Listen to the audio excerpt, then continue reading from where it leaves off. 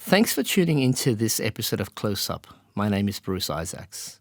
Just a warning, I'll be showing the full Abraham Zapruder film of the JFK assassination at the close of this segment, which may be disturbing for some people. If you're like me, you're well and truly fallen down that rabbit hole of the American election. I can't get enough of the mania. And it occurs to me that this contest between Trump and Biden over what constitutes the truth of America and its political narratives, and the absolutely sensational polarization of the community, misses an essential point. That this obscure object of truth is a pretty unstable platform to begin with, and from which to launch any kind of political message. Which in turn got me thinking about Hollywood's century-long production of political narratives, such as Oliver Stone's monumental JFK, released in 1992. When it comes to putting politicized histories on the screen, cinema can be an especially seductive medium. So how do you create a political history in cinematic form? We start with the staccato rat-a-tat of the military snare drum, constant, even, rhythmic and regimented. The epigraph marks the seriousness of Stone's message, and the languid opening to the famous John Williams score. It's affecting and it swells over the drums. And over these credits, the layering of the soundscape is already intriguing. In the drums, the rising score, the voice that becomes noticeable in the background speaking. It's Eisenhower's voice, as if from the depths of history. JFK follows an era of politically minded films directed, some of them written by Oliver Stone. Perhaps one of the great American filmmakers of that era. Salvador 1985, Platoon 1986, Wall Street 1987. Stone continues this project with JFK in 1992, in which he creates a complex, highly choreographed mosaic of American history. Political, even spiritual, is felt in every city, every state house, every office of the federal government. We must guard against the acquisition of unwarranted influence, whether sought or unsought, by the military-industrial complex. We must never let the weight of... The narrator's voice punctures the soundscape, clear, amplified over the other sounds. It's a distinctive voice and authoritative. These images carry all the marks of historical authenticity, of objectivity and truth. Stone is using every signifier in the idiosyncratic, impassioned, and personal account. Stock footage, black and white images, voiceover commentary from authoritative figures. This is a full history in uncontaminated documentary images, which is precisely Stone's sleight of hand as a storyteller. This objective history, and I'm putting scare quotes around that phrase, is a highly choreographic marvel of storytelling and narrative building. Let's take a second look. The compositional complexity is striking. Think about the intricacy and the denseness of Stone's historical narrative, told in images and sounds. There are compositional variations, contrasts and patterning, from wide to narrow shots, shifts from black and white to color, a rush zoom on a photograph. The images and sounds masquerade as documentary, as factual account. It even looks a little bit like a news reportage segment, but this is anything but an objective, factual account. What I'd like to suggest is that it's a bravura piece of film montage. It's filmmaking from one of the great formal stylists of the American cinema. And it's creative storytelling, but the building blocks are historical bits and pieces. And it's therefore a creative forging of history. This is Hitchcock on the power of film montage. Now the third way is what one might call pure cinematics, the assembly of film, and how it can be changed to create a different idea. Now we have a close-up. Let me show what he sees. Let's assume he saw a woman holding a baby in her arms. Now we cut back to his reaction to what he sees, and he smiles. Now what is he as a character? He's a kindly man. He's sympathetic. Now, let's take the middle piece of film away, the woman with the child, but leave his two pieces of film as they were. Now we'll put in a piece of film of a girl in a bikini. He looks, girl in a bikini, he smiles.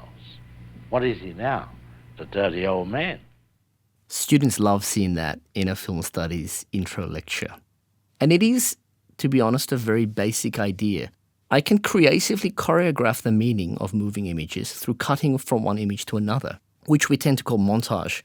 And I can cut in my own images to structure a story, to even structure a perception, which is essentially what Hitchcock does. But what if we explode Hitchcock's idea? What if we push it so much further?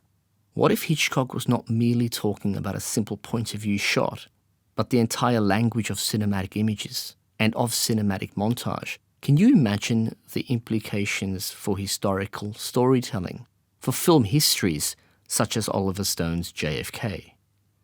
As we look at the sequence again, I want you to think about these bits and pieces of film. Directors like Oliver Stone and their editing team, they pore over such images for hours. They're obsessive. All the filmmakers I've ever spoken to who do this kind of work are obsessive about the way images relate to other images, which is to say they're obsessive about montage. Stone builds an image of a post-war American history around the turmoil of the late 50s and early 60s, but subdued by the calming, majestic influence of JFK. Kennedy, according to Stone, is a political radical, in the narrator's words. And by the way, that narrator is Martin Sheen, almost as if he's auditioning for the liberal grand narrator par excellence in The West Wing. In this narrator's words, quote, "Kennedy is a symbol of the new freedom of the 1960s. And this symbol builds in narrative beats, swelling in its grandeur, emboldened by the John Williams soaring string composition." That single cut to Martin Luther King at this moment in American political and social history, that moment of the declaration that all men are created equal, does enormous rhetorical work for Oliver Stone. In the casual sleight of hand, collapsing the complexity and the sheer stickiness of historical processes and conflict, Kennedy in montage becomes the catalyst for the American Civil Rights Revolution of the 1960s. The savior narrative encompasses a moral political order. For the spectator, it's an intuitive leap in the elegance of the montage. The cut collapses whatever political, ideological, class and racial space exists between JFK and Martin Luther King. For Stone, history is a fluid pattern of events with a teleological end, the assumption of the king, JFK, to the throne, the American presidency. In Jim Garrison's words we heard earlier, played by Kevin Costner, as spectators, we should not forget our dying king. I'm not suggesting that this is a perverse historical montage from Oliver Stone. I'm simply saying it is historical montage. It's truth and not fact. The spirit that I possess will be devoted to the cause of freedom around the world. Today, the proudest boast is, Ich bin ein Berliner. You can tell the narrator gains in confidence over the images, becoming more forceful in his compelling narrativization. The compositional transition is just stunning. The soaring major theme from John Williams' opening is now overtaken by this dark, foreboding, urgent kind of call to arms, like call to get ready. The editing becomes more frenetic, more urgent in its forging of this history, and you can see this urgency in the cutting. The shot lengths compress. We cut on movement, unstable angles, and jittery camera work. Every protagonist needs an antagonist, especially when you have a story with this level of self-awareness and self-importance. Stone's intricate construction gains force, momentum, and clarity, and it will choreograph this history in broad and subtle strokes for the rest of the film.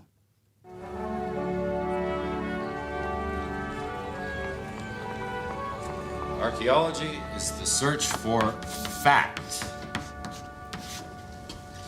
not truth. If it's truth you're interested in, Dr. Tyree's philosophy class is right down the hall. Archaeology is the search for fact, not truth. What a fantastic line.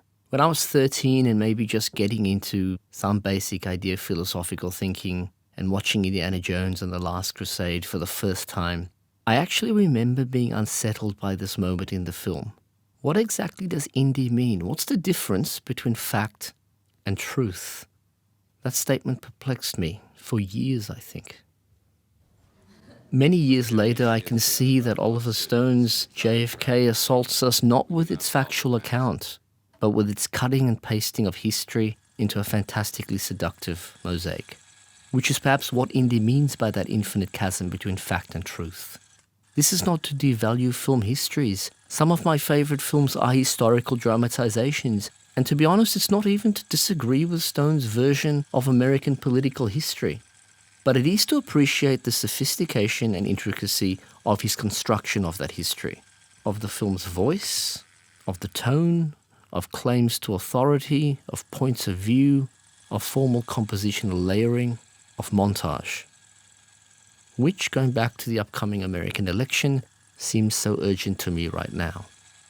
Now in the election endgame, in which all truths are to some extent seductions and choreographed narratives, how these truths are structured as narratives, as perspectival knowledges, as accepted mythologies perhaps matters more than that old-fashioned, though obviously compelling quest for historical fact. Thanks for listening.